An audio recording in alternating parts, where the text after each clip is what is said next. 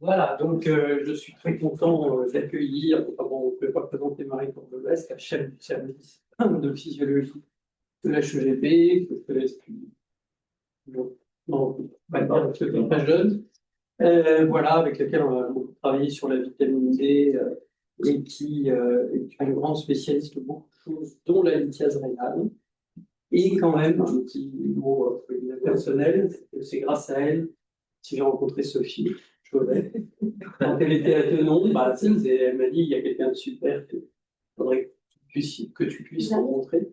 Et donc, comme chef de clinique, et donc ça a été le début d'une longue histoire aussi. Donc, je tenais à le redire pour tout le monde parce que c'était vraiment, voilà, c'était vraiment important. Et on t'écoute sur lithiase rénale. Allez, je commence. J'imagine avec S.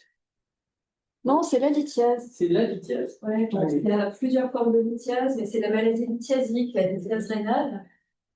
Ouais, remarque, c'est une bonne intro, ça. Allez, hop, comment on fait pour avancer avec la souris, peut-être. Ouais, je vais le faire alors, parce que ça Franchement, ça me gêne pas. Alors, donc un peu d'histoire. On parle de maladie lithiasique rénale, c'est la lithiase rénale.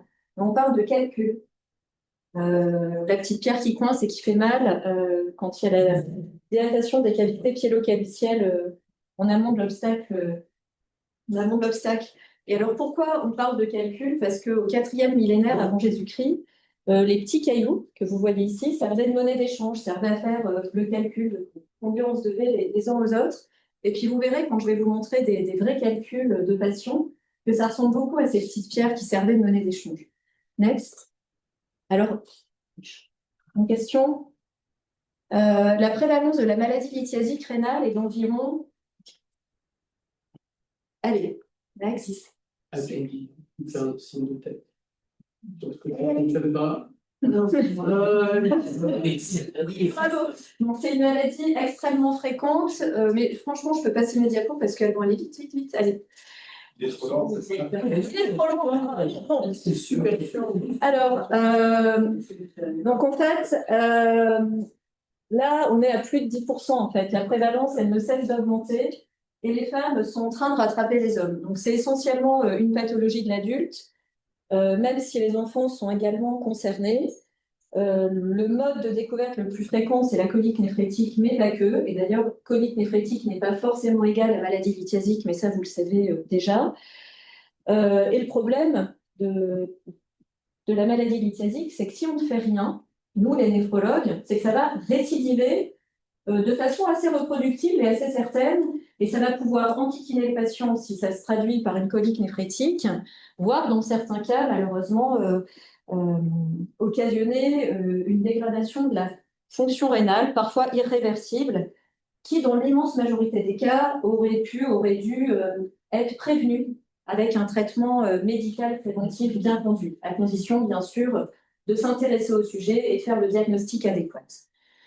Alors, il va de soi que plus la maladie lithiasique commence jeune, plus il faut penser à la possibilité d'une maladie génétique, tubulopathie ou maladie métabolique comme l'hyperoxalurie, mais qu'on fait des diagnostics de maladies monogéniques chez les adultes.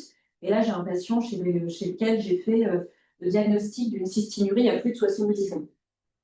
Ou une autre patiente de 65 ans à laquelle on vient de découvrir une hyperoxalurie primaire de type 1. Okay. Donc, il faut toujours quand même garder ça en tête. Suivant. Mais non. Donc, ça t'ennuie pas si je passe les dias? Sérieux, vas-y. Merci. Ouais. Ah, ouais. Comme ça, je m'assois en même temps. Donc, vous avez compris que c'était une maladie fréquente, récidivante. Dans l'immense majorité des cas, heureusement, pas grave, au sens où le pronostic rénal et ou vital n'est pas engagé. En termes de fréquence concernant la composition des calculs, loin devant, on a les calculs calciques. Et parmi les calculs calciques, loin devant, on a les calculs d'oxalate de calcium. Il y a deux formes d'oxalate de calcium. Je vais vous montrer des photos.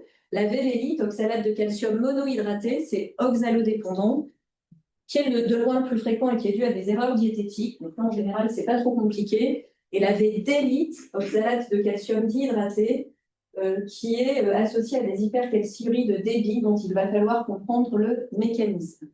Le phosphate de calcium est moins fréquent, carbapatite et bruchite, et j'attire votre attention sur le fait que la bruchite est une espèce cristalline extrêmement agressive, très récidivante, très associée aux hyperparathyroïdies primaires et aux pertes rénales primitives de phosphate. Nous avons en deuxième position l'acide urique, avec le syndrome métabolique qui va avec, et les lithiases d'infection. L'astruvite, c'est pathognomonique de la présence présente ou passée d'un germe uréasique dans les urines. Ça peut être des lithiases extrêmement graves, car souvent coralliformes, donc qui n'occasionnent pas de colique néphrétique, mais qui vont lentement mais sûrement détruire le parenchyme rénal. Alors, la physiopathologie, elle est résumée sur cette diapositive. La lithiase, moi j'ai l'habitude de dire pour les plus jeunes que c'est une maladie de la concentration des urines. La concentration, vous le savez, c'est une quantité divisée par un volume.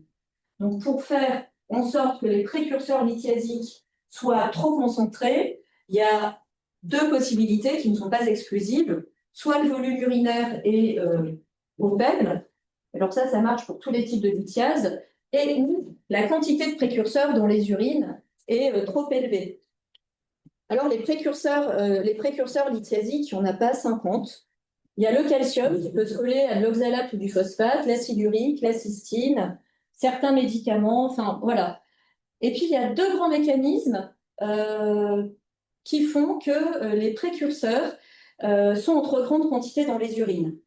Il y a soit la diminution de leur réabsorption rénale, perte rénale de calcium, perte rénale de phosphate, défaut de réabsorption des acides aminés dibasiques qui va conduire à la cystinurie, soit l'augmentation des entrées de ces précurseurs dans le secteur extracellulaire et donc l'augmentation de leur charge filtrée au niveau du glomérule.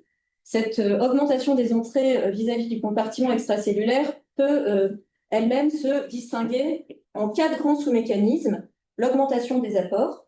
On peut manger trop de calcium, même si en général, je vais vous le réexpliquer, les patients lithiasiques, y compris ceux qui ont une lithiase calcique, ne mangent pas assez de calcium. On peut, et ça c'est assez fréquent, manger trop d'oxalate. L'oxalate, ça se trouve dans le chocolat.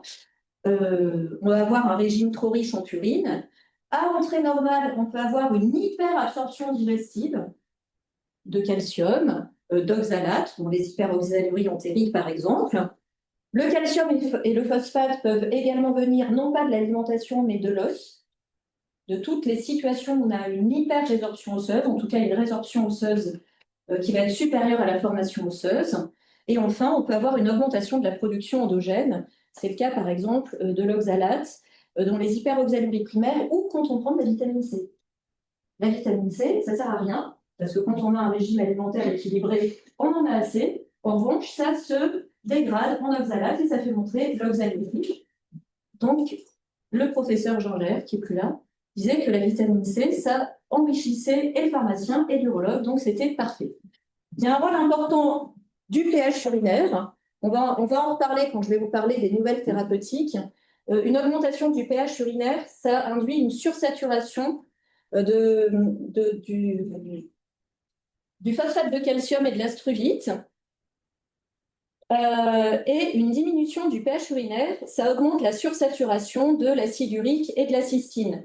Et en bleu réciproquement, voilà, ce qui explique pourquoi l'alcalinisation, enfin une perdurise alcaline est la base du traitement de la cystinurie et de la lithiase urique. Il y a un rôle favorisant des infections urinaires, des malformations urinaires occasionnant une stase bien évidemment, et des corps étrangers urinaires qui peuvent servir de matrice à la cristallisation. Voilà, une fois qu'on a dit ça, il a raison, c'est vraiment très chiant. Il veut pas. Ouais. Je mets tout en même temps, moi.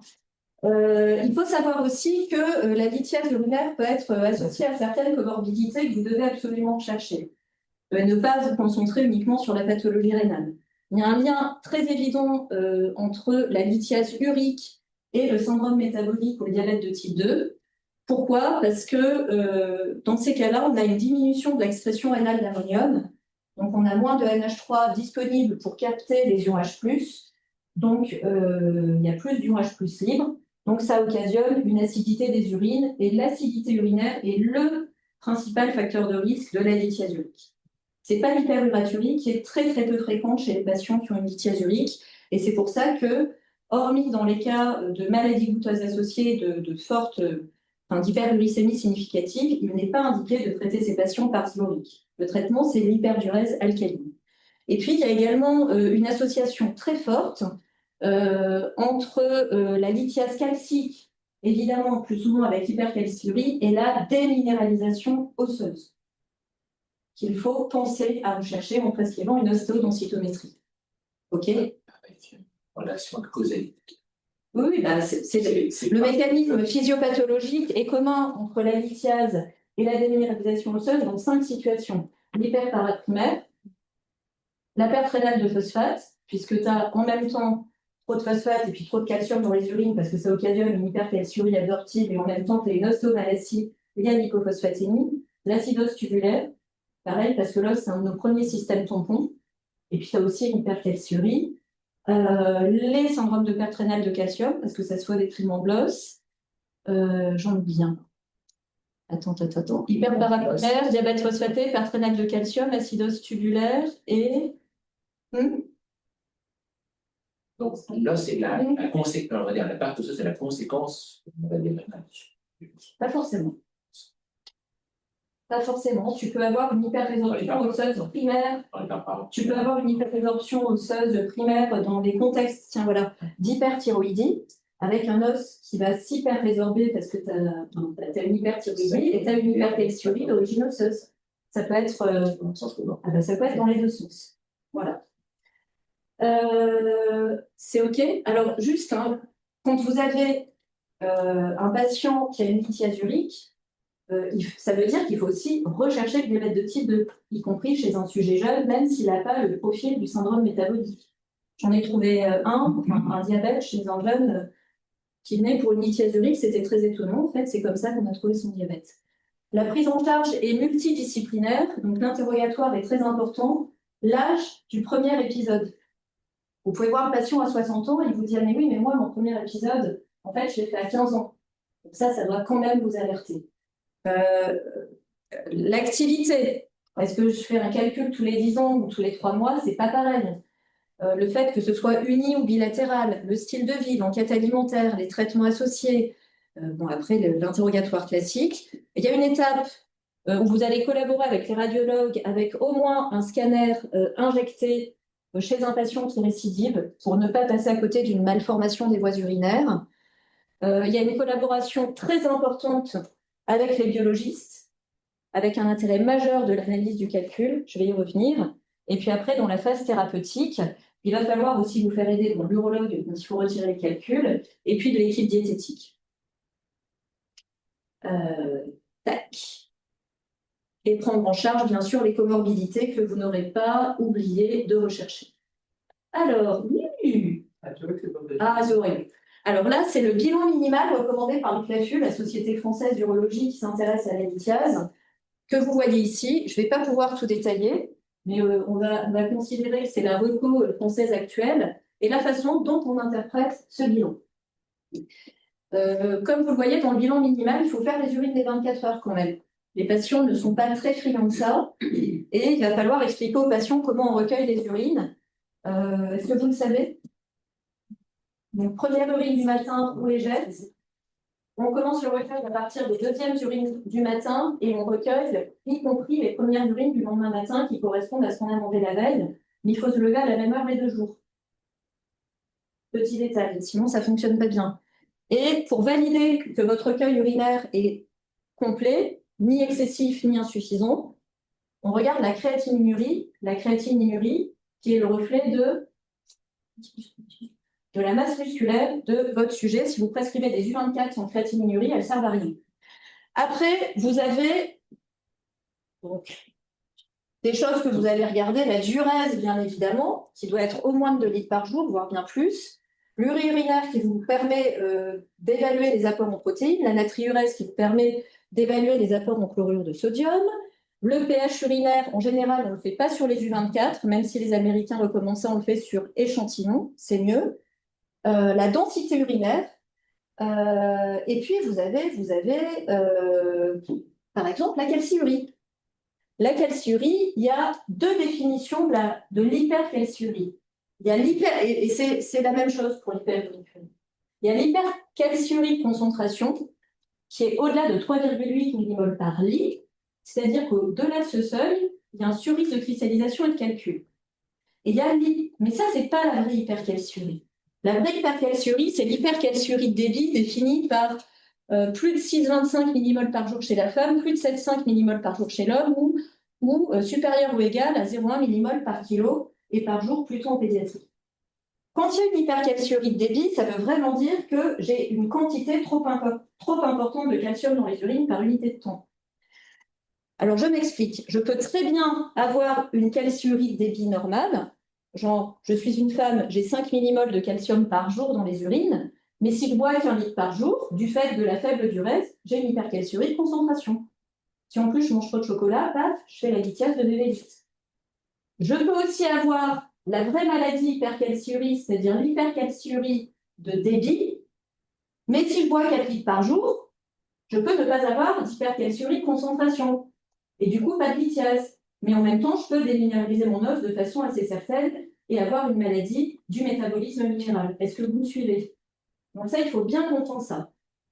Une question. Oui, Lorsque tu m'avais donné, justement, oui. Tu m'avais donné ton ordonnance. Hein. Oui. Phosphaturine, ça sert à rien. Non. Voilà, Non. donc on est d'accord. On regarde pas la phosphaturine, moi j'ai pas sur les tu prescris des oxaluries et des citrates. On verra après, tu vas voir. Là, c'est pas recommandé par le CLAFU en première intention. Évidemment, moi je le fais. Là, je vous donne que dit le CLAFU. Première intention, on fait ça. Et en deuxième intention, on a le droit de prescrire, faites ce que vous voulez, hein, attention. Hein.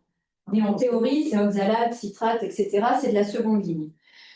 Ce qu'il faut faire aussi en première intention, ce qui est absolument recommandé, ça personne ne va le discuter, c'est l'analyse du calcul morphologique. Ça veut dire on prend le calcul, on le regarde sous le microscope ou à l'œil nu, enfin nous on les regarde, hein, les calculs, et après, ils vont être analysés par spectrophotométrie infrarouge, d'accord? Une analyse biochimique, comme ça se fait encore malheureusement dans certains labos, c'est zéro. C'est comme si vous mettiez le calcul à la poubelle. Regardez, si ces trois calculs-là, je les envoie pour analyse biochimique, ça doit être interdit.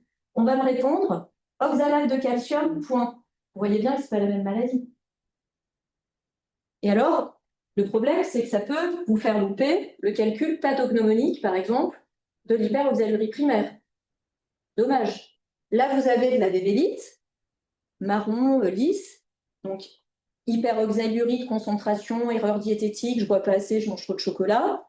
Et là, vous avez la vraie hypercalciurie de débit, la védélite. OK? Et ça, on ne peut le distinguer qu'avec une analyse bien faite, qui peut vous éviter des catastrophes.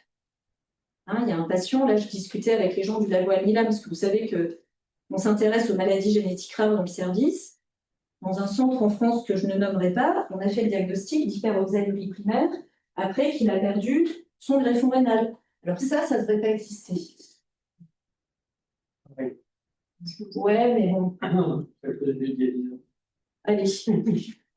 Là, vous avez de la cystine. Là, vous avez de la cystine. Et quand on n'a pas le calcul, parce qu'on n'a pas toujours le calcul, on peut demander une cristallurie. On doit demander une cristallurie, mais le problème, c'est que la cristallurie, ça ne se fait pas partout. L'analyse des calculs, ça se fait sur la PHP, et puis alors le calcul, c'est pratique. Vous avez le calcul, 10 ans après, vous pouvez l'analyser. Hein. Moi, j'ai une fois un labo qui m'a dit « Ah bon, on l'a mis à la poubelle, il était trop vieux. » Je dis « Mais complètement débile. » Le calcul, c'est de la pierre. Il n'y a pas de date de péremption.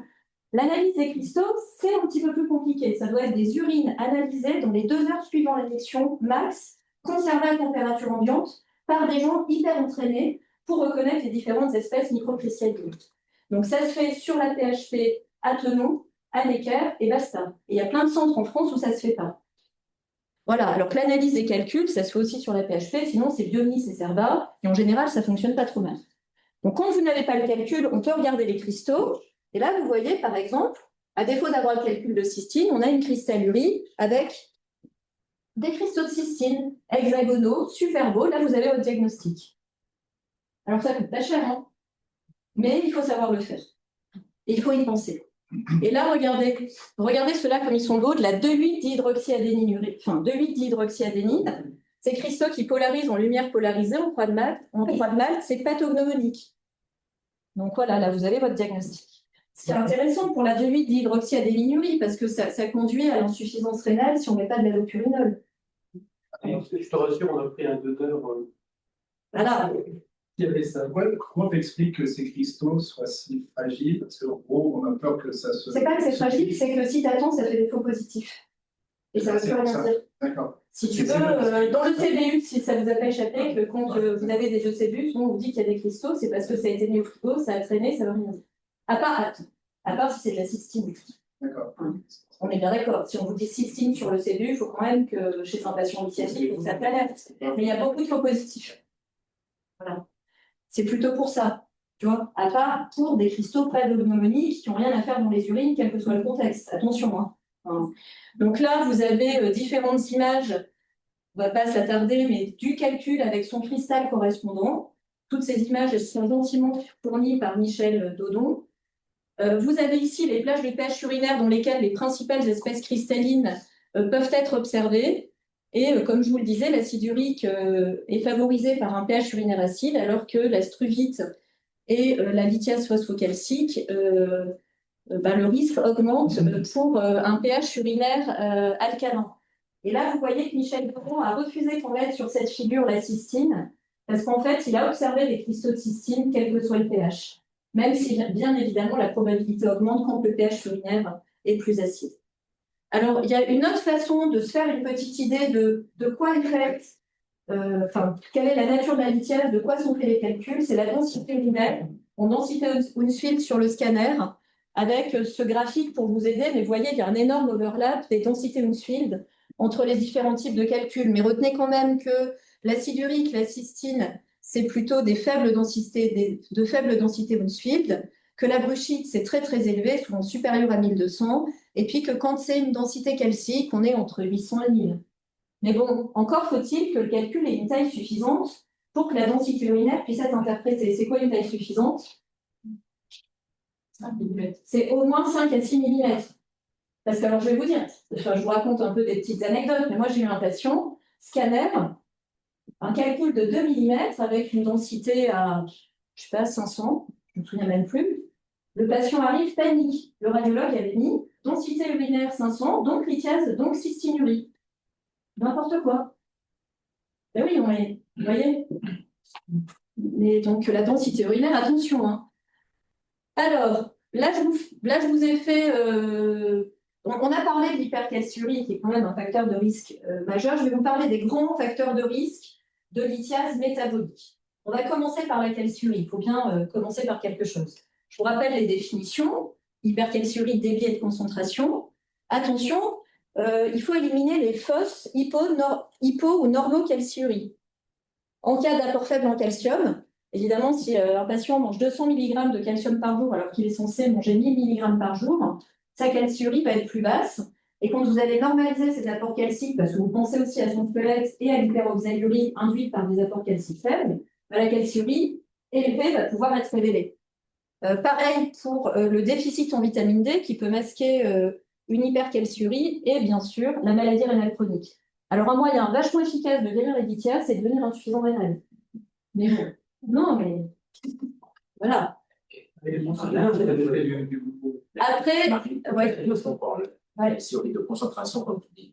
En fait, si tu fais des urines de 24 heures, tu vas avoir la calciurie. Et ben, tu as 2 litres. Alors, c'est très simple. Ouais. Tu as une durée de 2 litres. J'imagine que ça peut marquer dans le temps. Alors, imagine que tu n'as pas bu pendant. Dans la journée, je ne bois pas assez. Moi, j'ai un patient, il a 7 millimoles par jour de calciurie. Donc, elle a une hypercalciurie de débit. J'ai validé que la créatinurie était bien. Et ça, c'est dans 2 litres par jour. Alors, ça lui fait 3,5 millimoles par litre. Tu divises par 2. En fait, je sais que le seuil est 3,8, mais là, je ne vais pas être contente. Parce que je sais très bien que ça, c'est une moyenne et qu'il y a des moments, si tu es à 3,5, elle dépasse forcément le seuil de 3,8, notamment en fin de nuit. Voilà. Donc, moi, je suis contente quand globalement, sur les U24, je suis quand même bien en dessous de 3,8, max à 3. Eh ben oui. Tu vois, 3,5, tu sais que vu que ça fait ça, comme tu le dis très justement, il y a des moments où tu vas dépasser ce seuil et ça va très très vite.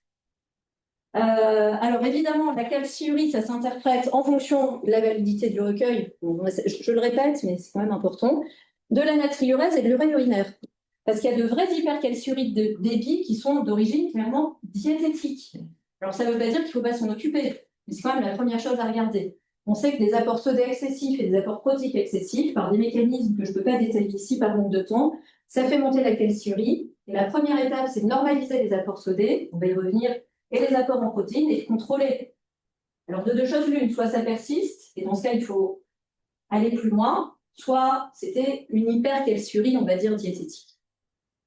Et là, vous avez le droit, une fois que vous avez fait tout ça, d'aller plus loin grâce, en suivant cette proposition de raisonnement après l'évaluation basique.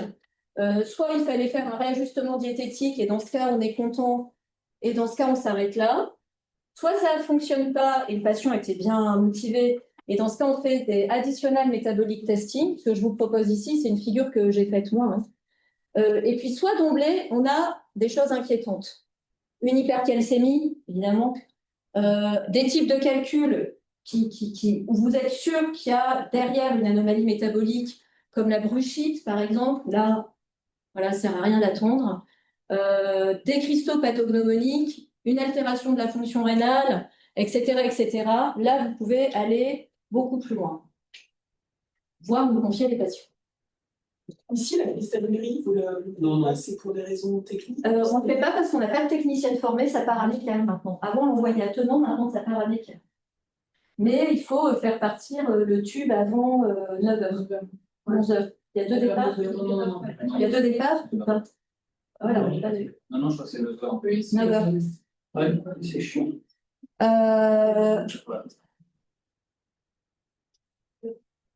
Bon, ça, je vais passer parce que, voilà, je vous le laisse, je vais vous le laisser, diaporama. Voilà, là, voilà. Alors, juste pour vous dire qu'en cas d'hypercalcémie, il est quand même bien, là on est à l'hôpital, de confirmer l'hypercalcémie en faisant un calcium ionisé le matin à jeun avec une PTH concomitamment en même temps à jeun, calcium ionisé. Là, on peut se permettre de le faire en ville, compte tenu des contraintes préanalytiques. Malheureusement, souvent, le calcium ionisé est difficilement interprété. Il n'est pas remboursé. Et il n'est pas remboursé. Et bon, plus. Tu vois, je savais pas ça. Et donc, quand on a une hypercalcémie, qu'elle soit d'origine parathyroïdienne ou extra-parathyroïdienne, là, il est justifié de nous adresser le patient pour aller plus loin pour un test de charge orale en calcium, qui va nous permettre soit de confirmer l'hyperparaprimaire, de faire le diagnostic différentiel number one, qui est l'hypercalcémie familiale bénigne, auquel cas il ne faut surtout pas opérer les patients. Et un patient qui a une hypercalcémie familiale bénigne, souvent il n'a pas d'hypercalciurie, mais alors on en a comme ça et qui font quand même des calculs. Là oui, sinon voilà, on peut avoir des calculs chez un patient avec une hypercalcémie familiale bénigne sans hypercalcémie. Sachez que pour interpréter la PTH, il faut quand même doser la vitamine D, sinon on est un peu en difficulté. Bien évidemment aussi évaluer la fonction rénale, aussi le DFG, ça va de soi. Devant une hypercalciurie de débit, même si on n'a pas d'hypercalcémie et qu'on est sûr d'avoir une hypercalciurie de débit non diététique, on fait un test de charge orale en calcium pour en comprendre le mécanisme. Est-ce que c'est un syndrome de perte rénale de calcium? Est-ce que c'est secondaire à une perte rénale primitive de phosphate? Est-ce que c'est une hyperparaprimaire que j'ai loupée parce qu'elles peuvent être normocalcémiques? Donc, il faut nous les adresser. Et puis enfin, sachez que l'hyperthyroïdie, l'hypercorticisme et l'excès de calcitriol peuvent également, donc ce sont des endocrinopathies qui peuvent conduire à la lithiase via une hypercalciurie par des mécanismes divers. Ça, je l'ai déjà dit, je pense. Alors, le phosphate. Eric disait, est-ce qu'on dose le phosphate dans les urines? Vous pouvez, quand il y a une hypophosphatémie. L'hypophosphatémie, la première chose, c'est de la contrôler. Les normes de phosphate, elles sont faites le matin à jeun. En postprandial, la phosphatémie diminue. Ça peut paraître contre-intuitif, mais la phosphatémie diminue du fait du switch de l'extra vers l'intracellulaire sous l'effet de l'insuline. OK? Donc, le matin à jeun, contrôler. Si vous avez une hypophosphatémie avérée, faite dans de bonnes conditions, vous pouvez tout à fait, à jeun, refaire donc phosphatémie, créate, phosphaturie, créatininurie, et ce qui vous permettra, grâce à ça, de calculer le TMP sur DFG. Alors, vous n'êtes pas obligé d'utiliser le nomogramme de Bisjouette. Il y a des calculateurs en ligne où vous rentrez vos 4 données, phosphatémie, créatininémie, phosphaturie sur spot urinaire à jeun prélevé en même temps, créatininurie, vous rentrez ça, et ça vous donne votre TM du phosphate, votre taux maximal de réabsorption du phosphate rapporté au DFG.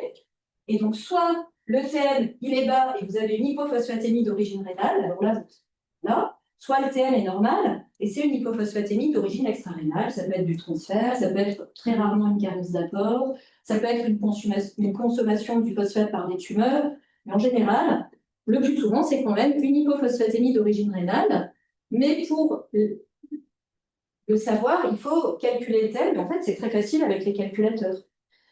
Et après, ça, c'est le raisonnement diagnostique que je propose, mais ça, c'est à titre indicatif. Hein. Quand on a une hypophosphatémie d'origine rénale, quand même, avant de vous les adresser, la première chose que vous pouvez faire, c'est regarder la PTH. Si la PTH est élevée, avec un calcium strictement normal, c'est souvent une hyperparasecondaire due à une insuffisance ou un déficit en vitamine D. Il n'y a pas trop de quoi s'énerver. Donc, on corrige la vitamine D, on normalise les apports calciques, et puis on attend un peu, il faut être un peu patient. Puis une fois que la PTH est diminuée, souvent la phosphatémie, elle se normalise. Ça peut aussi être une hyperparaprimaire.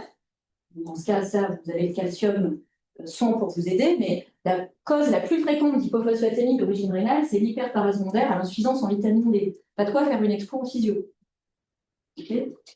Alors, par contre, une fois que vous avez enlevé ça, une fois que vous avez éliminé ça, votre PTH, regardez, vous avez une hypophosphatémie d'origine rénale, mais une PTH strictement normale. Vous vous dites, non, non, ça c'est quand même... Voilà. Là, vous pouvez doser, enfin nous, c'est le calcitriol. Pour raisonner, mais là, je vous montre, quand on n'a pas un service de physio sous la main, vous allez nous les adresser avant. Mais imaginez, vous êtes néphro un peu plus seul. Vous pouvez doser le calcitriol. De deux choses l'une, soit le calcitriol est augmenté, et vous vous dites, ma calcitriolémie augmente de façon appropriée, réactionnelle à l'hypophosphatémie. C'est une augmentation attendue, parce que quand le calcitriol augmente, ça augmente l'absorption digestive du phosphate, mais aussi du calcium. Donc vous avez une hypercalciurie absorptive réactionnelle, et du coup, vous allez vous retrouver avec trop de phosphate et trop de calcium dans les urines. Et donc ça, c'est typiquement les pertes rénales punitives de phosphate. Si le calcitriol il n'arrive pas à monter et que vous avez éliminé évidemment la carence en vitamine D, parce que vous ne pouvez pas fabriquer de calcitriol s'il n'y a pas de briques pour le faire, là vous vous dites, mon calcitriol il devrait augmenter mais il n'y arrive pas. Et en général, c'est des patients qui ne font pas le lithiase mais qui ont un os très malade parce qu'ils ont une hypophosphatémie sévère, pas d'augmentation réactionnelle du calcitriol, donc pas d'hypercalciurie absorptive et trop de phosphate dans les urines sans calcium en face, ça ne fait pas de calcul. Et en fait, ce qui freine l'augmentation du calcitriol, c'est les augmentations primitives du FGF23, soit d'origine acquise, soit d'origine génétique. Mais là, vous voyez, on est déjà dans de l'hyperspécialisation. De quoi je voulais vous parler d'autre? De l'oxalate. Alors, de l'oxalate, pour vous dire que quand on a une hyperoxalurie, la première chose à regarder, c'est quels sont les aliments que consomme le patient, quels sont les aliments riches en oxalate que consomme le patient, et quels sont ses apports calciques. Pourquoi? Parce que l'oxalate et le calcium ont une très grande affinité l'un vis-à-vis de l'autre. Donc, à l'intérieur des urines, ça nous embête, ça fait des calculs d'oxalate de calcium, mais à l'intérieur du tube digestif, ça nous arrange. Comme ça que j'explique aux patients. Parce qu'à l'intérieur du tube digestif, l'oxalate va être attrapé par le calcium des aliments, et les complexes d'oxalate de calcium ne peuvent pas être absorbés par le tube digestif. Donc, le patient aura moins d'oxalate dans les urines, peut-être un peu plus de calcium, mais le calcium tout seul, il ne fera pas de calcul. Et en plus, les apports calciques évitent l'hyperrésorption osseuse. Donc, il faut, normalement, un produit laitier par repas, parce que c'est ce qui est recommandé pour avoir une bonne santé osseuse, mais ça limite aussi grandement l'absorption digestive de l'oxalate. Donc ça, c'est vachement important. Après, il y a aussi d'autres causes d'hyperoxalurie, la vitamine C, je vous l'ai déjà dit, Bon, l'intoxication à l'éthylène glycol, c'est rare de boire de l'antigel, hein. Non, ça dans le contexte. Du Silibang. Voilà. Donc, la vitamine C, c'est très fréquent. Mais ça, c'est très, très fréquent. Et ça, souvent, on oublie de le demander aux patients qui prennent des compléments alimentaires sans ordonnance. Et puis, la décolonisation intestinale de notre flore commensale par les antibiothérapies itératives, qui vont entre autres détruire Oxalobacter formigenes, qui nous aide à dégrader l'oxalate alimentaire. Et on a, à cause de ça, de la lithiase oxalocalcique chez les patients atteints de mucoviscidose. Donc, vous voyez, et puis sinon, vous avez bien évidemment, vous devez rechercher en cas d'hyperoxalurie qui persiste malgré un réajustement diététique, notamment la normalisation des apports calciques et l'éviction des aliments les plus riches en oxalates, les hyperoxaluries primaires, ça peut se faire grâce à un test buvard envoyé à Lyon, Cécile Aquavilla. OK? Donc ça, c'est vraiment quelque chose qu'il ne faut pas louper. Vous faites encore ça? Les gens que vous envoyez plein de génétique. Pardon? C'est la génétique maintenant, en fait. Alors nous, si tu veux, on fait de la génétique, on envoie des tubes, mais en cabinet, tu peux faire du buvard. La citraturie, le citrate, c'est le principal inhibiteur de la cristallisation. Il est réabsorbé dans le tubule proximal grâce à un cotransporteur sodium-citrate. Et cette réabsorption, elle est modulée par l'été acido-basique et la déplétion en potassium. Si on a une déplétion en potassium ou une acidose, le citrate, il va être plus réabsorbé. Donc, on va avoir moins de citrate dans les urines. Donc, on va avoir moins de molécules qui inhibent la formation des calculs. Le citrate, ça inhibe la cristallisation de toutes les formes cristallines. Donc, ça va faire qu'on a plus de calculs. Si vous mettez en évidence une hypocitraturie, en l'absence d'hypokaliémie, et en l'absence aussi d'infection urinaire. Pourquoi? Parce que les bactéries, dans les urines des 24 heures, elles mangent le citrate. C'est pour ça que nous, quand on fait les urines des 24 heures, on demande aux patients de mettre, et quand on demande une citraturie, on demande aux patients de mettre, avant de commencer à faire pipi dans le pot, de mettre 3 cuillères à soupe d'hexomésine. Parce que sinon, le fait de faire pipi 10 fois dans le même pot, la colonisation intrapot, même en l'absence de cellules positives, bien évidemment, va faire que vous ne pourrez pas interpréter votre citraturie. Donc, vous avez fait un bon recueil urinaire, le cellulaire négatif, il n'y a pas d'hypocalémie, puisque la première chose, c'est de corriger l'hypocalémie.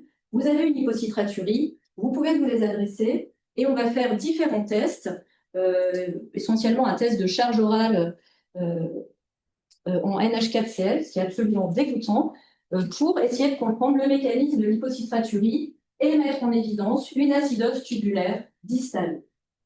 C'est ça qu'on cherche. OK? Alors, la lithiase, elle peut aussi être associée à des anomalies génétiques qu'il ne faut pas louper. Évidemment, je ne vais pas vous détailler tout ça, je vous laisse volontiers la diapo. Vous avez vu, c'est illisible.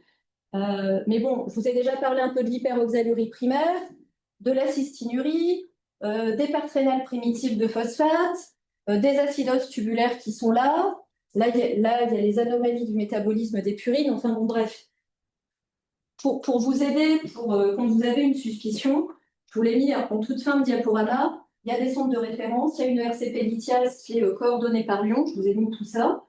Et puis, pour raisonner, parce que c'est aussi intéressant de raisonner, là, je vous ai mis les 3 grands groupes de façon un peu arbitraire, genre hypercalciurie sans hypercalcémie, avec les différentes causes, génétiques ou acquises, hypercalciurie avec hypercalcémie, pareil, les causes génétiques, iatrogènes, les autres causes acquises, et en rouge, les hypophosphatémies possiblement associées. Et puis enfin, il n'y a ni hypercalcémie ni hypercalciurie. Et on peut quand même avoir une lithiase oxalocalcique, par exemple dans les hyperoxaluries primaires. Vous voyez? Enfin, ça aide pas mal pour raisonner. Si ça vous convient, moi, ça aide pas mal les études.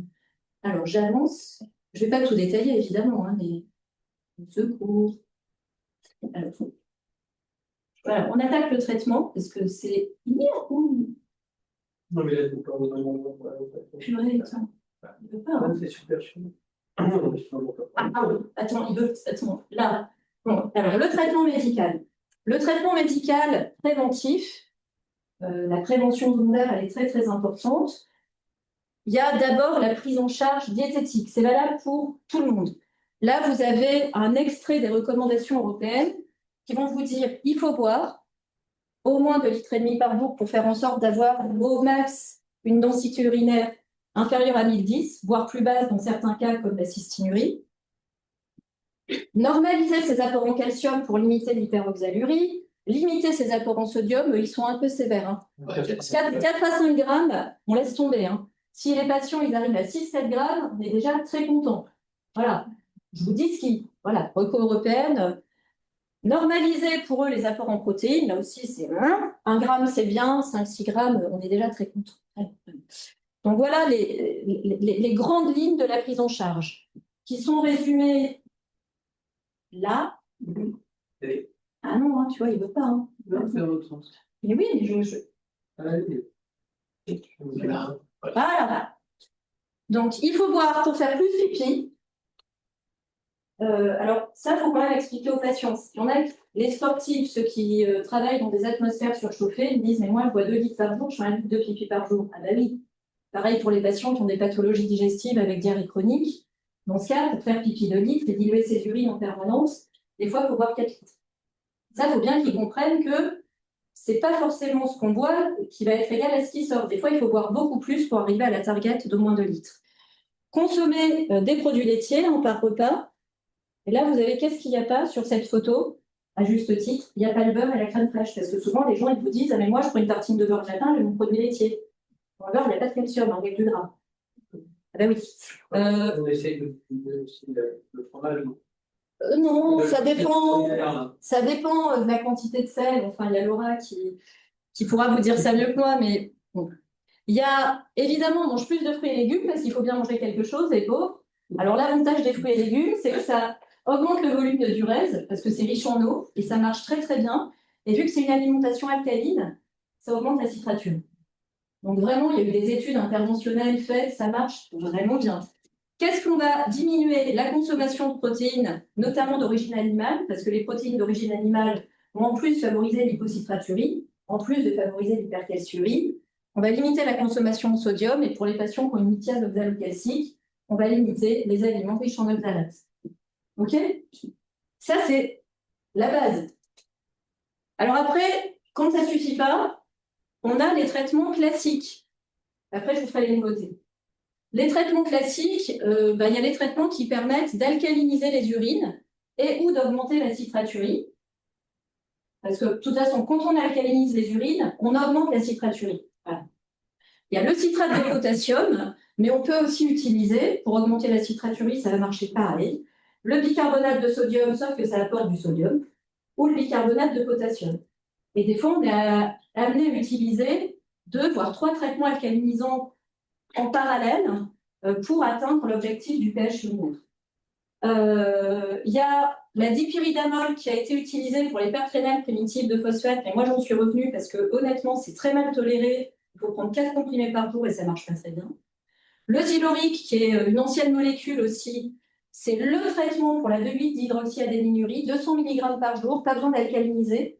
Et là, vous évitez les catastrophes avec l'insuffisance rénale, voire l'insuffisance rénale terminale. Le zylorique n'est indiqué dans la lithiase urique commune qu'en cas d'hyperuraturie, parce qu'en fait, le facteur favorisant, c'est le pH acide. Et très souvent, si vous faites l'uraturie, elle est normale chez vos patients lithiasiques uriques. Et là, je vous ai rappelé les cibles du pH urinaire. 6,5 à 7 quand il n'y a plus de calcul en place, mais 7 à 7,5 quand vous avez des calculs d'acide urique en place. Parce qu'entre 7 et 7,5, les calculs, même des coralliformes, et ça, j'ai réussi chez une patiente obèse, peuvent être dissous intégralement si vous arrivez à maintenir le pH entre 7 et 7,5.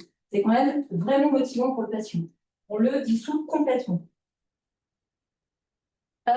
Donc, j'ai parlé de, voilà, les médicaments. Alors, les thiazides, pour réduire la calciurie, les seuls qui sont capables de faire ça. Le mécanisme n'est pas si clair que ça. Les thiols, des pénicillamines ou thiopronines, en plus de l'hyperurèse alcaline pour la cystinurie, je vais vous parler des thiazides et des thiols. Voilà. Et puis, la vitamine B6, chez les patients qui ont une hyperoxalurie de type 1, ça c'est aussi un vieux médicament, qui ont une mutation dont on peut prédire qu'elle va être sensible à la vitamine B6, donc obligatoire d'avoir les résultats de la génétique et de savoir bien manier ce traitement avec la bonne dose. Et alors, dans ce cas, il faut faire quand même, si on n'est pas habitué, appel à un centre de référence. Il ne faut pas faire ça tout seul dans votre salle. Dans les formes secondaires, ça n'a aucun intérêt. Alors, dans les formes secondaires, moi, je dose, par exemple, dans les hyperoxaluries entériques, je dose la B6 et il m'arrive d'en mettre. Mais alors, franchement, normalement, quand on regarde les recos, ça n'a aucun intérêt. Aucun intérêt.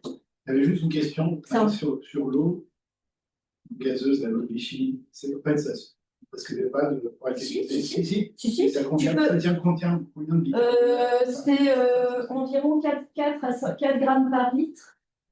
Entre 3 et 4 grammes par litre. Ça dépend de si c'est Vichy ceinture ou Vichy célestin. Moi, je trouve que La ceinture est plus. Hein Ceinture, mais C'est 4,5. Ceinture, ça doit être à peu près 4 grammes et demi par litre. Le problème, c'est qu'il faut porter les packs d'eau, c'est pas écolo et ça coûte cher.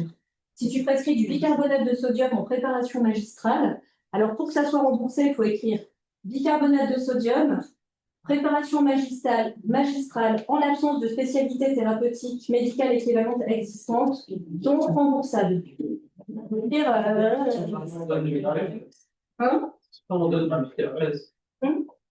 J'avais compris que ça allait chier les formations. Oui, ça le fait. Mais citrate de potassium, pareil, tu peux dire préparation magistrale en l'absence de spécialité médicale équivalente existante, donc ça marche. Moi, tous mes. Enfin, voilà. Alors, Le litosol, non? bah oui, mais c'est pas remboursé. C'est ça. C'est ça. Ah oui, il y a le litosol, mais le litos, c'est pas remboursé. C'est ça le problème. Il y en a, moi j'en ai qui le prennent, mais ça, les patients peuvent pas. Alors, juste, il y a eu un débat sur les thiazides qui continue. Là, je vais vous parler un peu des choses qui font débat, pour terminer.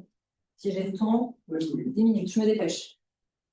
Alors, il y a eu un débat sur les thiazides suite à cette publication du New England en 2023, donc équipe suisse, Daniel Fuster. Donc, ils ont fait cette étude. Ils ont inclus des patients, une centaine de patients par groupe, soit placebo, soit 12,5, soit 25, soit 50 mg d'hydrochlorothiazide, suivis pendant 12 mois. Et le critère principal, c'était un composite endpoint de soit une récidive de calcul symptomatique ou radiologique. Bon. Et en fait, le résultat, négatif. Négatif, bon là, on n'arrive pas à lire, mais vous pouvez évidemment trouver le papier du New England. Résultat négatif avec le primary endpoint. Mais on avait significativement moins de récidive de calcul radiologique chez les patients qui recevaient 25 ou 50 mg d'hydrochlorothiazide versus le placebo. Donc, en critères secondaires, c'était quand même positif. Et puis, la récidive radiologique, c'est quelque chose de très objectif. Il y a le calcul, il n'y a pas le calcul. C'est pas juste, je mets un peu mal, j'ai peut-être fait une colite néphrétique. Donc, pour moi, c'est négatif, mais pas complètement négatif. Et cette étude, elle a été très, très, très critiquée. Je faisais partie des gens qui étaient critiques, hein, très honnêtement. Michel Dodon aussi. Enfin voilà. Donc, si vous regardez, vous n'allez pas tout regarder, mais là, il faut me faire confiance que peut-être que vous n'arrivez pas à lire. En fait, la calciurie, elle a baissé chez les patients qui recevaient des thiazides. Mais elle a baissé un petit peu. L'oxalurie, elle n'a pas trop bougé. Elle a même, voire augmenté un petit peu. La calciurie a baissé un petit peu, l'oxalurie a augmenté un petit peu, la durèse, elle a augmenté un petit peu. Bon. Mais le truc super catastrophique, c'est qu'on s'aperçoit que les patients, ils étaient au minimum à 10 grammes de NaCl par jour au début de l'étude, et qu'à la fin de l'étude, c'était pareil, voire pire. Et ce qu'il faut bien comprendre, c'est, on le sait, mais même eux, ils le savaient, il n'y a pas eu de prise en charge diététique ni de réajustement diététique chez ces patients de façon claire. Et du coup, les patients suisses comme nous, ils bouffent plein de sodium, ils ont continué. Et le thiazide ne fonctionne pas si on mange trop de NaCl. Donc ça induit, donc en fait, pour conclure dans cette étude, c'est extrêmement compliqué. Et puis, si vous regardez ici,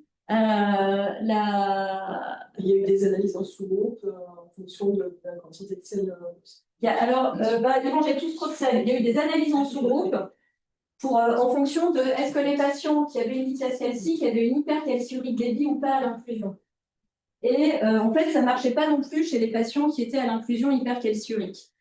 Donc en fait, moi, c'est ce que j'ai écrit dans une revue qui n'est pas encore publiée, qui est soumise, hein, mais sur les limitations de cette étude, ça a déjà été reviewé, c'est que déjà, il y a un suivi de 12 mois, donc c'est très court.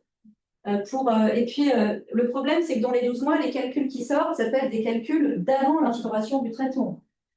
Bon, après, voilà. Le deuxième point, c'est cette natriurèse excessive non corrigée qui empêche de conclure quand même. Et puis, il y a d'autres experts qui disent, je l'ai quand même mis, que le fait d'utiliser une molécule d'action courte, ça a pu faire que l'étude était négative et qu'il aurait fallu utiliser des thiazides d'action prolongée comme l'indapamide ou la chlorthalidone. Et finalement, moi, je conclus que les thiazides devraient être prescrits en seconde ligne de traitement après réajustement diététique pour les patients chez lesquels il persiste des facteurs de risque de récurrence lithiasique après une nouvelle évaluation métabolique et après avoir exclu évidemment l'hyperparathyroïdie normocalcémique. Attention aussi quand on prescrit les thiazides, alors moi j'en prescris très très souvent parce que cette situation-là elle est extrêmement fréquente. Aux side effects qui sont, alors il y a l'hypokaliémie, mais un des plus fréquents c'est quoi? Non, c'est ça. Alors moi, c'est la dyslipidémie. Alors il y a la dysfonction érectile, qu'on évite de demander, mais ça c'est valable pour tous les traitements THR, la dyslipidémie. Non, mais c'est vraiment des médicaments qui ont quand même pas mal d'effets indésirables, mais qui peuvent normaliser la calciurie et qui peuvent être d'une grande aide quand on a tout bien fait à côté. Là, tu parles aussi bien d'hypercalciurie de débit. Non, là je parle de l'hypercalciurie de débit. L'hypercalciurie de concentration, tu vas pas mettre des médication. C'est pour ça, non, mais tu dis juste qu'il boire plus. Non, mais c'est très important ce que dit Eric. Je parle d'hypercalciurie, vraie hypercalciurie de débit. L'hypercalciurie de concentration, il suffit de boire plus. Voilà. Oui, Baptiste. On peut être dans la valide, que c'est toléré, que ça marche aussi bien. Alors moi, j'en ai pas. Mais tu peux. On a acheté la. Alors moi, je mets volontiers du modurétique 5,50 parce que comme ça, j'ai le modamide, j'ai en même temps le diurétique hyperkaliémiant qui limite le risque d'hypokaliémie qui elle-même induit une hypocitraturie, qui augmente le risque de récidive lithiasique, parce que vous pouvez être contre-productif, quoi. Si vous corrigez votre calciurie mais que vous faites baisser votre citraturie, ça va pas le faire. Vous allez voir d'ailleurs le poids de la citraturie dans quelques diapos. Pour la cystinurie, on a montré dans la cohorte française une cohorte de 442 patients cystinuriques avec Caroline Berthois, de façon très claire en utilisant un endpoint intermédiaire qui était la présence de cristaux de cystine sur la cristallurie, que la cible du pH urinaire devait être entre 7,5 et 8 et que la cible de la densité urinaire devait être inférieure à 1005. 1005, ça correspond à une urèse de plus de 3 litres par jour bien répartie sur les 24 heures. Avant cette publication, pour la cystinurie, on était content s'il avait un pH aux alentours de 7. Ça ne suffit pas. Sauf que pour atteindre la cible que l'on recommande, il faut traiter beaucoup les patients avec du citrate de potassium, du bicarbonate de sodium, du bicarbonate de potassium, les trois en même temps, et que le patient fasse une autosurveillance de son pH régulièrement. Il y a le Sibnayal qui vient de sortir pour les acyloses tubulaires distales. C'est du citrate de potassium et du bicarbonate de potassium LP, qui a l'AMM uniquement pour les acyloses tubulaires distales. Ça coûte un œil. Rien d'extraordinaire, mais ça coûte un œil. Et malheureusement, ils n'ont pas l'AMM pour la cystinurie. Alors nous, on essaye de le prescrire parce que ça marche trop bien. Mais alors du coup, normalement, il faut mettre indication acidose tubulaire distale. Là, on met rien, mais le patient, tous les mois, il faut aller chercher le traitement pour l'instant à la pharmacie hospitalière. Donc voilà. Et juste le débat, parce que là, je vous disais, je vais parler des choses qui font un peu débat. L'éthiol, on a démontré dans cette étude que le risque d'avoir une cristallurie positive à cristaux de cystine n'était absolument pas influencé par la prescription de dérivés sulfhydrylés, qui en plus, alors eux, pour le coup, ils ont plein d'effets indésirables. Mais alors vraiment, parce qu'on a aussi répertorié tous les effets indésirables. La cata, 30% des patients avec effets indésirables avec les dérivés sulfhydrylés. Et là où on est content, c'est que du coup, suite à ça, on a monté un registre européen des patients atteints de cystinurie et on va publier les premiers résultats. Donc là, on a un peu plus de 400 patients sur compte puissante issus de 9 pays différents. Et on est content parce que quand on regarde les pH urinaires dans cette étude, mais avec un endpoint dur qu'on a choisi comme étant la récidive radiologique des calculs, et ben on voit que la récidive augmente quand le pH passe en dessous de 7,5. Alors vous voyez que quand c'est supérieur à 8, c'est plus significatif, mais quand on dépasse 8, on a un surrisque de précipitation phosphocalcique. Donc il ne faut pas dépasser 8. Mais en gros, dans cette étude, on valide notre cible du pH urinaire sur un endpoint dur, donc on est très content. Et on valide aussi l'absence d'effet d'étiole sur la récidive radiologique des calculs de cystine. Donc là, c'est un peu, voilà, là, c'est clair. Alors, il y a des nouveaux traitements quand même. Il y a les inhibiteurs de la GLT2, je vais vous en parler. Il y a, je vais aussi vous parler, moi, je vais vous parler surtout des inhibiteurs de la GLT2. Il y a quand même un truc qu'il faut que je vous dise, c'est que maintenant, dans l'hyperoxalurie primaire de type 1, le traitement obligatoire, mais vous le savez maintenant, c'est l'ARN interférent, c'est le lumasiran, une injection sous-cutanée tous les 3 mois chez l'adulte, après une phase d'attaque. De 4 injections espacées d'1 mois, une injection sous-cutanée tous les 3 mois. C'est indiqué pour tous les âges, quel que soit le DLG, y compris en dialyse, et ça permet d'envisager la greffe de rein seul en évitant la transplantation hépatique. Et chez les patients traités assez tôt, ça permet de préserver la fonction rénale. Donc là, je ne vais pas aller plus loin sur ce traitement parce que ce n'est pas une nouveauté. Je vais vous parler des inhibiteurs d'SGLT2. Mince, et non, là, il ne veut pas. Ça, je ne vous fais pas perdre trop de temps. Alors, il y a une étude qui s'appelle Swigston, peut-être vous l'avez vu, peut-être pas. Toujours les Suisses. Alors, c'est hyper énervant parce que les inhibiteurs d'SGLT2, dès qu'on a vu le papier passer sur leur petite étude princesse, 10 patients sur les effets que ça faisait dans les urines, tout le monde s'est dit, moi, je veux le faire chez mes patients multiasiques, sauf qu'ils ont des financements que nous, on n'aura jamais, même pas en rêve. Et donc, ils ont fait ça, petite étude, et puis là, ils vont faire la grosse étude derrière. Alors, la petite étude, c'est des patients qui ont une lithiase calcique ou une lithiase urique. Vous voyez, il n'y en a pas beaucoup, là. Voilà. Il n'y en a vraiment pas beaucoup. Et puis, entre 10 et 20 par groupe. Et puis, soit ils reçoivent du placebo, soit l'empagliflozine pendant 2 semaines. Et là, évidemment, pendant 2 semaines, on ne va pas regarder le risque de récidive lithiasique. On va regarder le risque de la sursaturation urinaire avec les différentes espèces cristallines. Alors,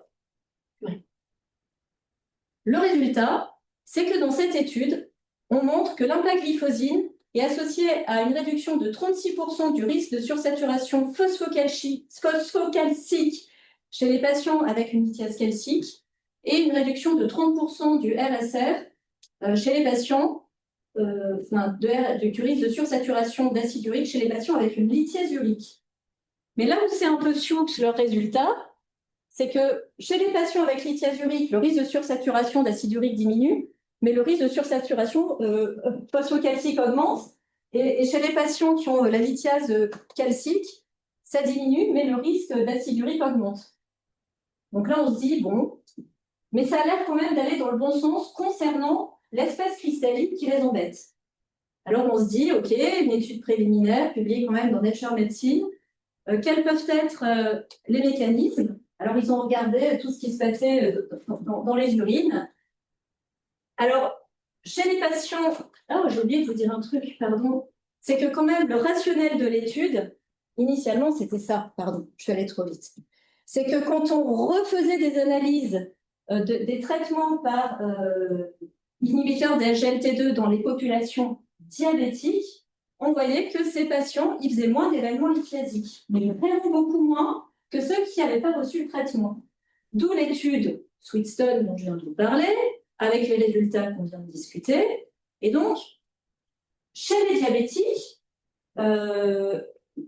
l'hypothèse number one, c'était, ouais, ça diminue le risque de calcul parce que ça induit une hyperdurèse osmotique, puisque ça leur fait pisser leur glucose en excès. Mais dans l'étude M-Paston, en fait, il n'y a pas de modification du volume urinaire. Et en fait, ce qu'ils disent, c'est que l'effet d'hyperdurèse osmotique, ça dépend de la charge filtrée en glucose et que cette charge filtrée en glucose chez les patients non diabétiques, elle n'est pas suffisamment élevée pour produire une hyperdurèse osmotique quand on met le traitement. En tout cas, le volume urinaire, ce n'est pas ce qui explique la modification du risque de sursaturation. Et le delta de THG que vous observez Ça, je ne l'ai pas vu dans le... Est-ce que ça, tu penses Ça, ils n'en parlent pas et je ne l'ai pas vu. En THG estimé, il faudrait que je regarde. C'est une bonne remarque. Le pH. Alors, le pH, c'est rigolo parce que il fait tout comme il faut. Le pH, il augmente chez les patients avec lithiase urique et il diminue plutôt chez les patients avec lithiase phosphocalcique. Donc, ils se disent, tiens, c'est peut-être le pH qui va dans le bon sens et qui fait que dans les deux groupes, le risque de sursaturation de l'espèce cristalline qui est à l'origine de leur calcul fait que ça va dans le bon sens. Ils ont fait à 2 semaines, ils sont allés au-delà ou pas? Non. Et puis après, ce qu'ils disent aussi, c'est que ça augmente l'expression d'acide urique et ça augmente la calciurie via l'inhibition de NHE3, la calciurie. Alors là, on se dit, il y a autre chose. Mais alors l'autre chose, c'est que ça augmente de façon très importante la citrature. Et ça, pour eux, c'est l'explication qui fait que ça le fait bien pour tous les types de calculs. Et alors là, je vous le dis, c'est ce qui est écrit dans le papier. Et là, ils se sont dit, on va faire ça, Empaston Trial, auquel on va participer. Alors, on a arraché notre participation avec les dents. J'étais à l'ASN et puis je vois ça, et puis je vois 200 Français qui participent. Je suis pas une famille. Je dis, c'est pas possible. Donc, bref, on va participer. Donc, 100 patients par groupe. Qui auront 100 patients lithiasiques par groupe. Alors, ils ont soit de l'empagliflozine avec diète personnalisée ou conseils généraux diététiques. Je pense qu'ils ont bien compris que les gens n'étaient pas contents qu'ils ne se soient pas occupés de ça dans le papier sur les thiazides. Et puis, placebo avec diète personnalisée ou conseils génériques diététiques. Ça va commencer bientôt. Les Suisses vont inclure en premier dans quelques mois. Qu'est-ce que je voulais vous dire? Alors, le débat sur la vie. C'est quoi le mécanisme? C'est l'augmentation de la citrature, là? C'est que ça diminue la réabsorption du citrate dans le tubule infraoxymal. Alors, ils ont plein d'hypothèses physiopathes dans le papier qu'ils n'ont pas démontré parce qu'ils n'ont pas le modèle de modèle humain, de modèle de tubule isolé. Mais c'est que globalement, les inhibiteurs de SGLT2, ça diminue la réabsorption de plein de molécules dans le proximal, dont le glucose, dont le citrate. Alors juste, et je termine là-dessus avec le débat sur la vitamine D, pour vous dire qu'il y a certains groupes qui disent, chez les patients qui ont une lithiase calcique, il ne faut pas donner de vitamine D. Et là, je vais être très brève, mais juste pour vous dire qu'il y a plein d'essais randomisés en population générale donnant de fortes doses de vitamine D. Ce n'est pas non plus nécessaire d'aller jusque-là, mais qui n'ont pas montré de surrisque de lithiase dans les groupes traités par rapport au groupe placebo. Il y a y compris des études qui se sont penchées sur les patients lithiasiques, calciques, hypercalciuriques, et qui ont montré que ça n'avait pas d'impact majeur sur la calciurie. Donc l'idée, c'est de les traiter pour faire en sorte qu'ils soient dans les cibles que vous souhaitez, en général supérieurs à 20 nanogrammes par ml, et chez les patients ostéoporotiques ou à risque d'ostéoporose, supérieurs à 30 nanogrammes par ml. Voilà, donc ça c'est juste pour vous dire qu'il n'y a pas... normalement, le débat est censé être clos, même si on m'invite encore à parler au séminaire SUD pour faire un débat pour comprendre la vitamine D chez les patients lithiasiques. Voilà. Donc, voilà. Et donc, j'ai fini pour vous dire que ça vaut le coup de faire un traitement médical préventif chez tous vos patients lithiasiques avec les règles hygiéno-diététiques toujours. On travaille vraiment main dans la main avec Laura, qui est la diététicienne de notre service, qui a fait le déolithiase, ce qui n'est pas rien. Et puis, 3 principes. Identifier les facteurs favorisants, pouvoir faire le diagnostic d'une maladie rare, une gradation raisonnable en fonction de la sévérité de la lithiase, surveiller l'adhérence du patient au traitement avec le monitoring par bandelette urinaire pour le pH et la densité, les urines des 24 heures de temps en temps, même s'ils n'aiment pas ça. Et en fait, la lithiase, c'est une des affections rénales les plus accessibles au traitement médical préventif. Et comme promis, je vous ai mis à la fin Le service de physio, vous savez où nous trouver, mais il y a des centres de référence. On est site constitutif en physio de ces deux centres de référence, Marea et CAP, et une RCP nationale lithiase avec le contact que vous avez ici.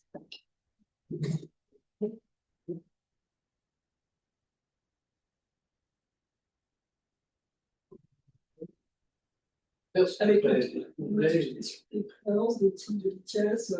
Oui, ça c'est le truc de Michel, oui, oui, oui. De tenons où ils reçoivent beaucoup d'analyses de calcul. Et alors, attends, je vais oublier. Laura, qu'est-ce qu'il dit, Michel, sur l'évolution au fil des années de la lithiase urique et de la lithiase calcique? C'est toi qui as fait le DU le plus récemment. Ouais, la lithiase urique a tendance à augmenter, la Syndrome métabolique, obésité. même si je trouve que ça change. Ça change bien.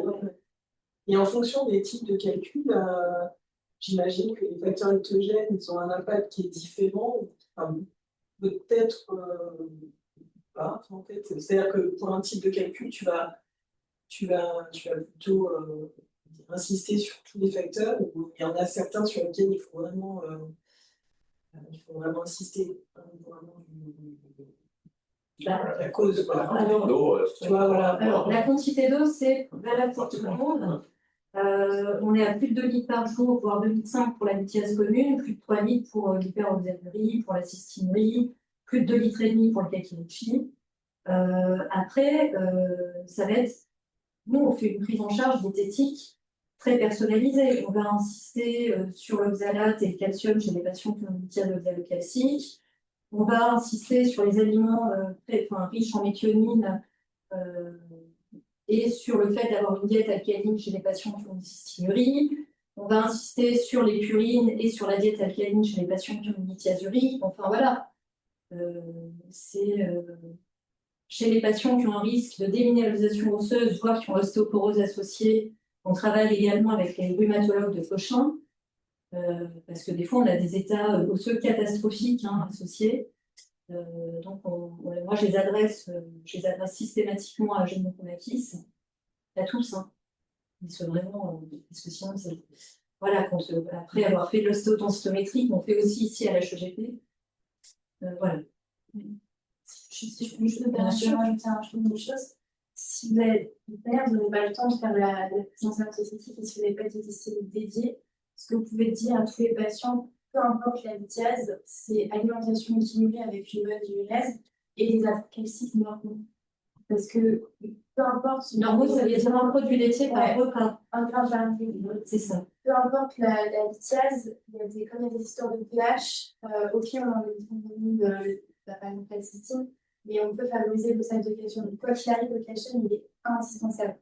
Et après, vous rajoutez les conseils spécifiques selon le cystinurie. Mais si déjà vous dites alimentation équilibrée, globalement fruits et légumes tous les jours, de l'eau et du calcium, c'est déjà beaucoup. Très bien. On a des petits livrets avec les conseils diététiques qu'on peut vous donner pour vos patients. Si vous en voulez, on a. Alors, on vous en envoie moins. Parce que nous, on vous envoie tout maintenant avec le bras. Maintenant, ça veut dire pour la première année de collecte critique, souvent, je leur dis, et puis ça coulait à voir, mais le patient qui vient de voir avec son indienne ou son obligatoire, je l'envoie à son alors, après, du coup, j'ai pas mal échangé avec Charlotte, donc elle commence à être associée avec quelqu'un, donc il va falloir se. Elle est Merci Marie. Merci beaucoup. Désolé, mais donc, il n'y a toujours pas de cristallerie. Elle en est donc Pas encore. en local, je veux dire. Ça peut demander à Stéphanie. Oui, oui. Alors, au revoir tout le monde.